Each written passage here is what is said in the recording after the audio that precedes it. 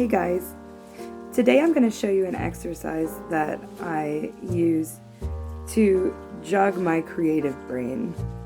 This exercise will hopefully get you more in the swing of being able to draw things from your mind, but it's good to have a foundation in life drawing and drawing from references and real life objects in front of you first, but you can still try this either way.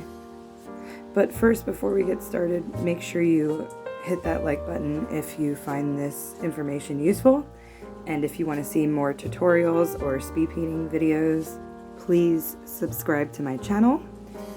I'm going to be posting videos as often as I can, and I try to do them at least once a week, if not every 2 weeks. So the first thing that I do in this exercise is I start off with a blob of color. My initial goal for this picture was to create a dragon, so I kind of blobbed a dragon shape on my tablet.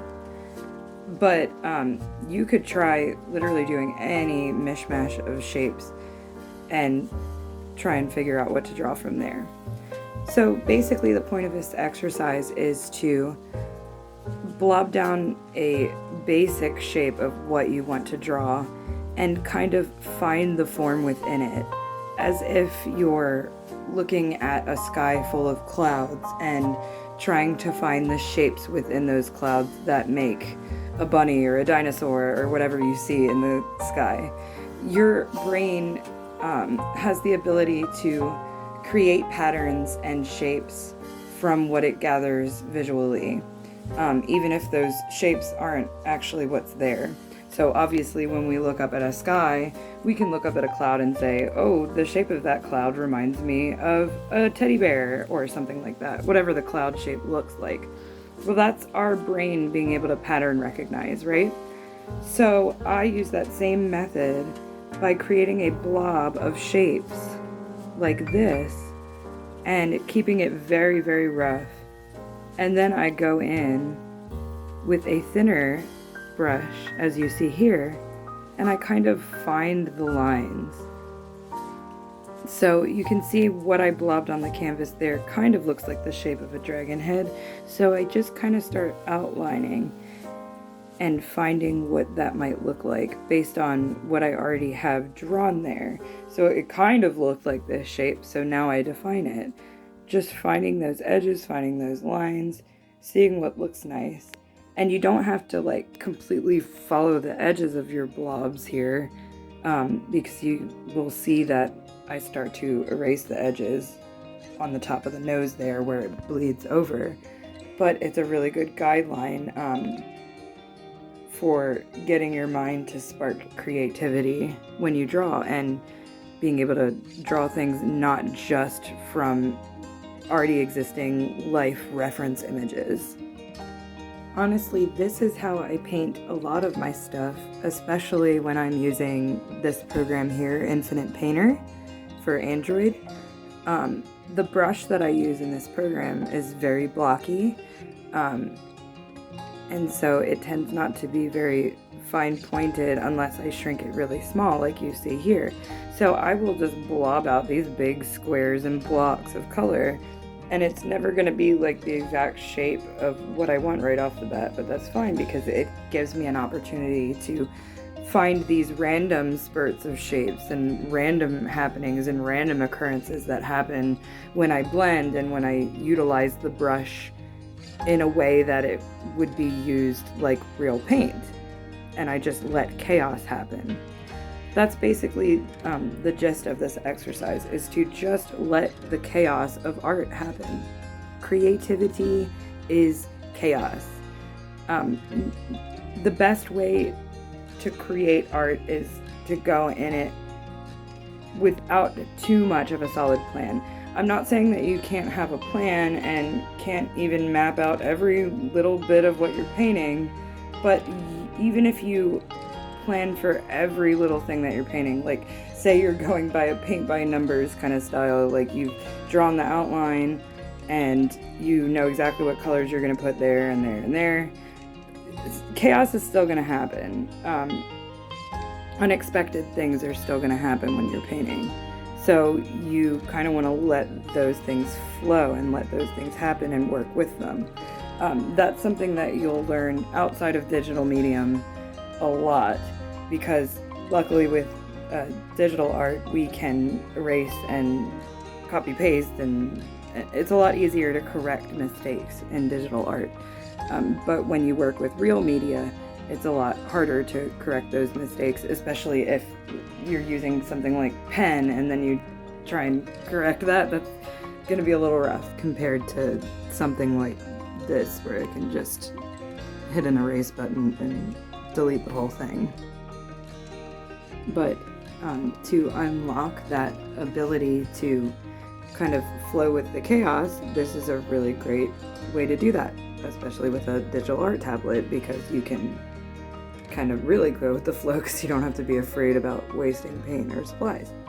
So you can see here I correct the legs, I do whatever I need to do after I get that initial shape. But I'm still really unsure as I'm going what I'm doing, and that's kind of, again, the point of this exercise, is just go with the flow. I could have made this into a million things, but I made it into a dragon. But you just have to find the form in there. You have to let your brain go. A good way to kind of shut off your analytical, detail-oriented brain and go more into the creative side is to heavily squint your eyes and kind of look at the fuzzy shape of what you're doing rather than the fine detail.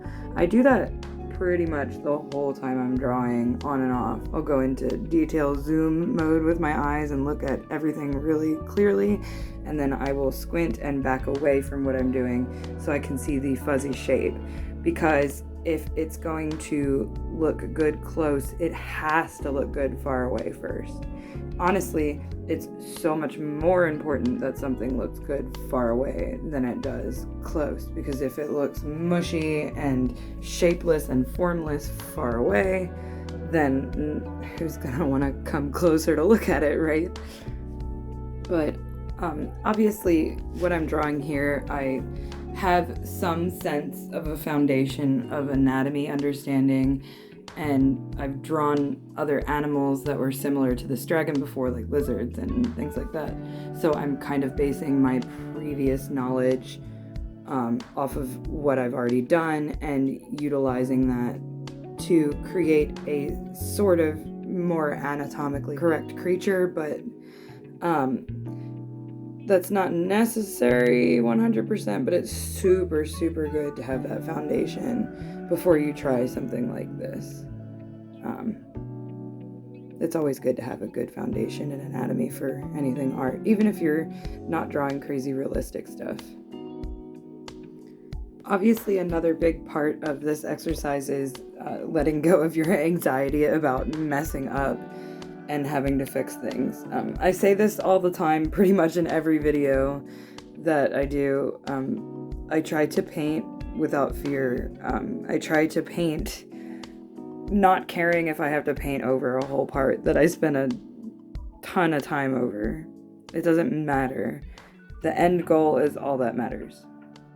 I feel like I'm so ready to give up half the time on pictures when I overthink it, and I just get out of this creative zone, and that's when I get myself into art blocks, and that's when I get myself discouraged and out of a creative mode, and I find myself kind of hating art for a minute. I just have to stop caring about it so much and just let it flow, and don't force it either. Don't push yourself to do stuff and create when you're not in that mindset, because the whole point is just to let it flow. You're almost tapping into something entirely out of your control, in my opinion.